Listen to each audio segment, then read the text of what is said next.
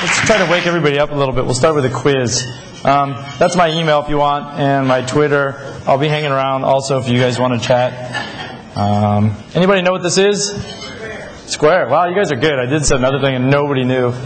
Anybody who knows what that is? Binary for what?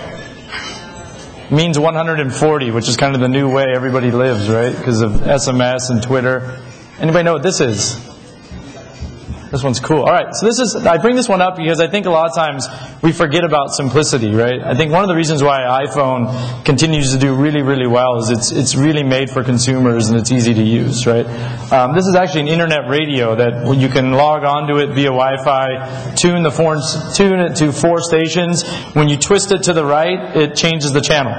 And that's all it does. It doesn't do anything else. And I think it just points to some things need to be really simple and they'll be a lot more popular. Anybody know what this is? Bump. All right.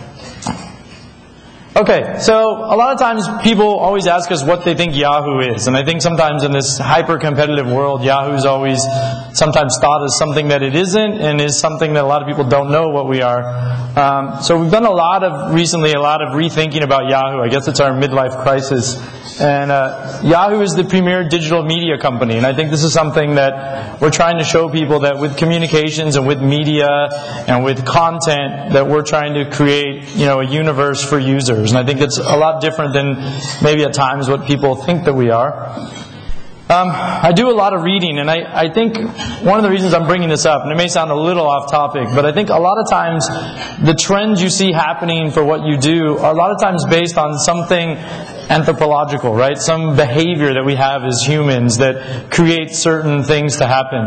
And I was reading this book about the extreme future, and we're going to talk about some trends, and I really like this formula. And what it stands for is innovation plus capitalism plus democracy equals prosperity and peace. I think this is working now, right? Okay, I'll move that. And I thought this was interesting because if you look at what's happening right now with all the different social media and communications, what's also made it popular is it's created quite a wave of humanitarian events like we've never seen, right?